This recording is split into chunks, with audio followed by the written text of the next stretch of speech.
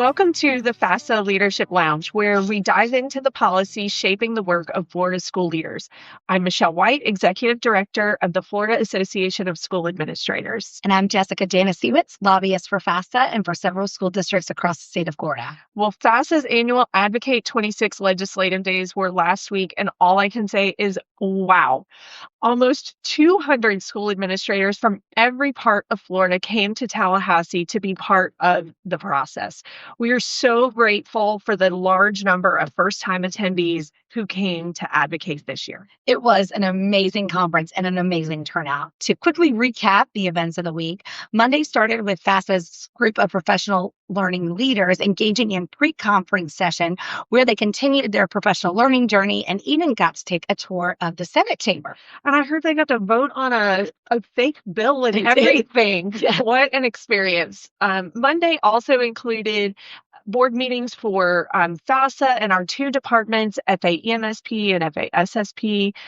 We had a special appearance and discussion time to talk with Florida DOE representatives, including Senior Chancellor Dr. Paul Burns, Deputy Chancellor for Educator Quality, Dr. Josie McDaniel, and Mr. Tim Hay, who is the Executive Director for the Office of Safe Schools at DOE. We ended things up with a great evening reception that included some fantastic food, reception, refreshments, and even bowling. And day two started with our annual legislative briefing, and it was great to see the large IMAX theater just full of attendees. We enjoyed welcome messages from FASA President Chad Frazier and Legislative Committee Chair Dr. Jen Halter. And later on, the attendees got to listen to Steve Vancor from Vancor Jones Communication to talk about millage rates and property taxes and those types of referendum and how they will affect the future of Florida. It was definitely a different experience for our members to be able to talk about some of the things that would be on ballots in the future and how the polling all works. Yeah. So after those morning meetings, our attendees were ready to make and take on the Capitol for visits with their legislators. So many attendees had successful scheduled and drop-in meetings with legislators and their aides where they discussed FASA's legislative priorities. We ended the night with a reception in downtown Tallahassee where our attendees shared stories from the day and mingled with legislators as they left the Capitol building.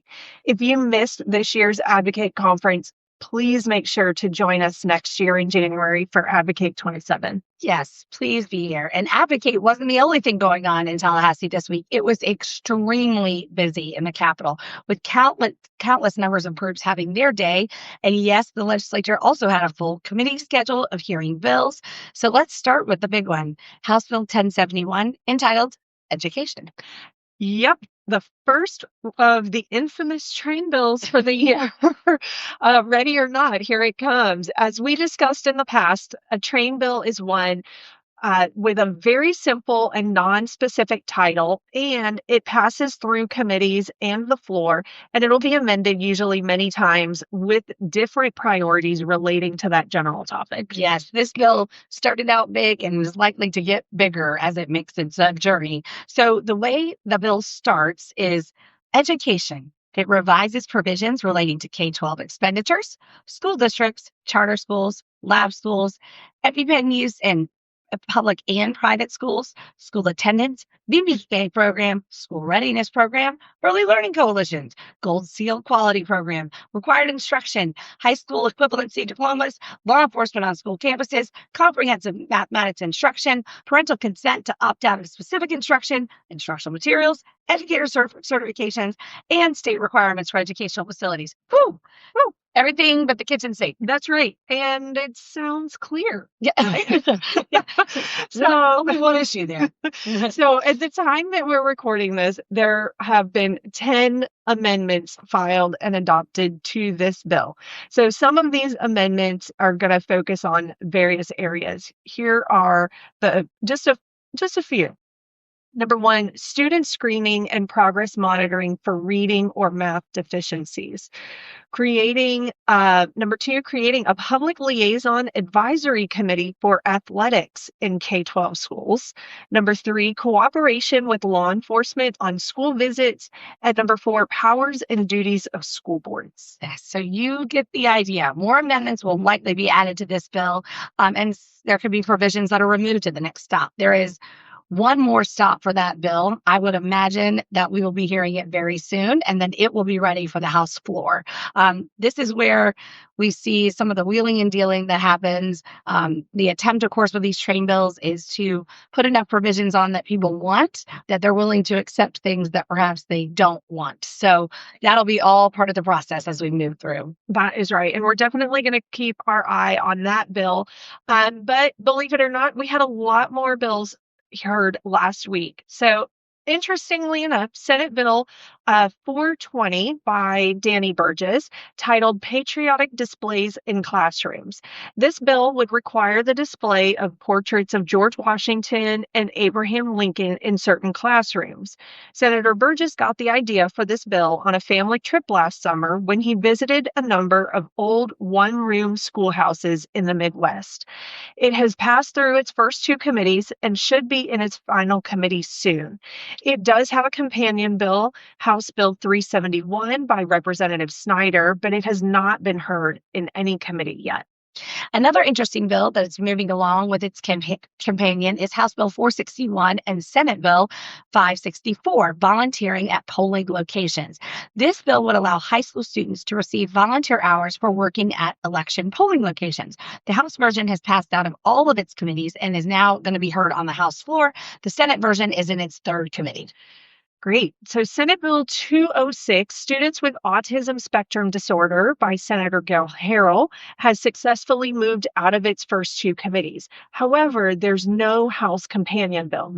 This bill requires education preparation institutions to offer training on teaching students with certain disabilities, offering autism education loan forgiveness, providing requirements for teachers to receive an annual payment, and other incentives for teachers who teach students with disabilities. And during that committee, there were a number of students that were here for another year for unrelated issues, but they were in the committee. A lot of them testified. It was kind of fun to see them get their first taste of what it's like to get involved in your government. It was a neat thing to see.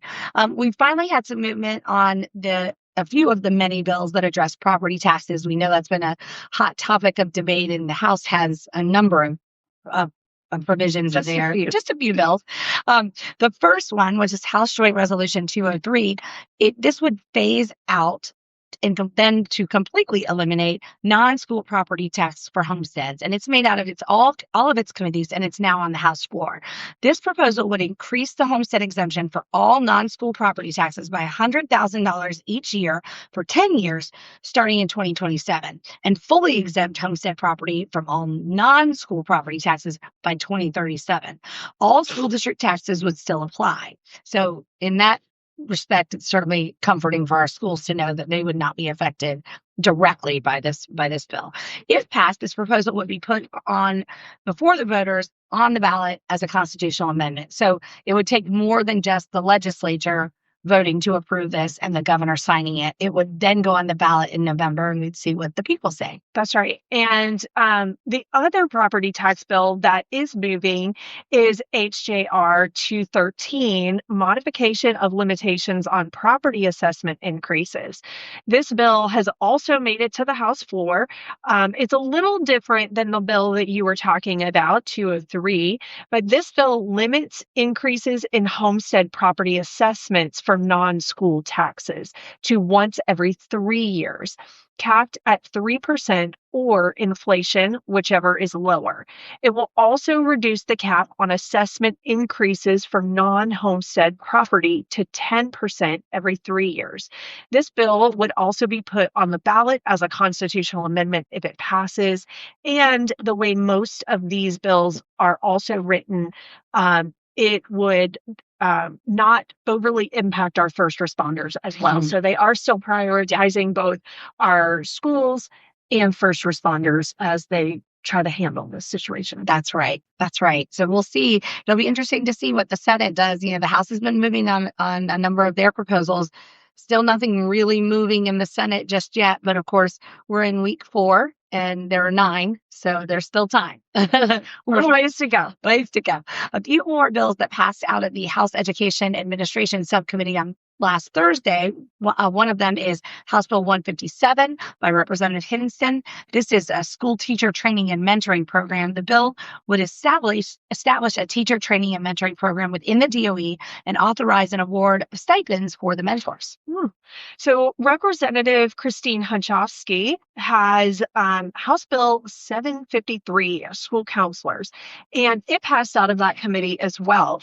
This bill requires the evaluation criteria for certified school counselors to be based on specific standards and provides that persons seeking employment as school counselors are exempt from specified educator certification requirements.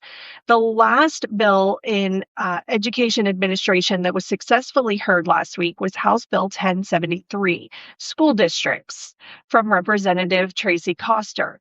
The bill provides district school boards to have the power to approve an additional attorney to be employed by a school district. All three of these bills will be moving on to their next committee. That's right. And Florida also made news last week when Governor DeSantis announced that we would be opting in to the Federal Education Freedom Tax Credit, which is part of the president's One Big Beautiful Bill Act. The press release from the governor says that this tax credit is an opportunity to further support education freedom.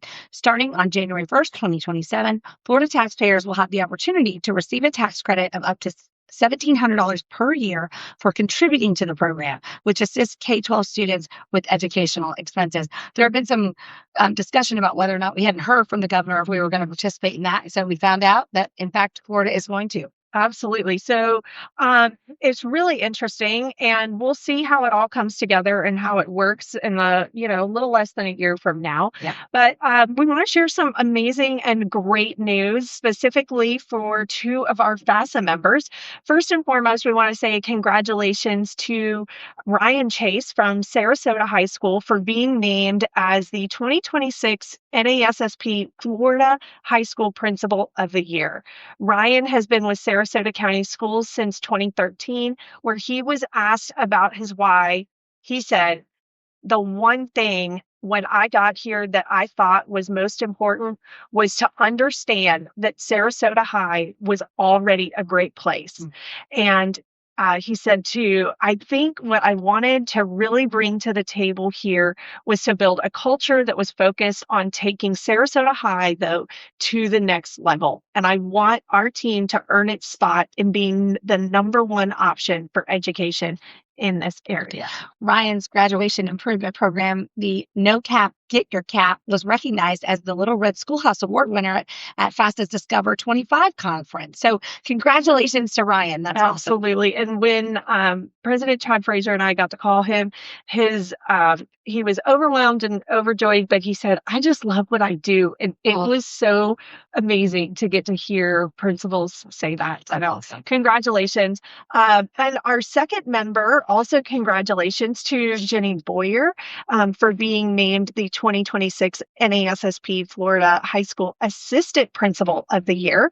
Jenny is the Assistant Principal of Coral Springs Charter School, and she has served in her position for the past 10 years and believes that empowering students and adults to lead is one of the most effective ways to strengthen learning, engagement, and overall school well-being. She says that leadership is not a position, it's a practice.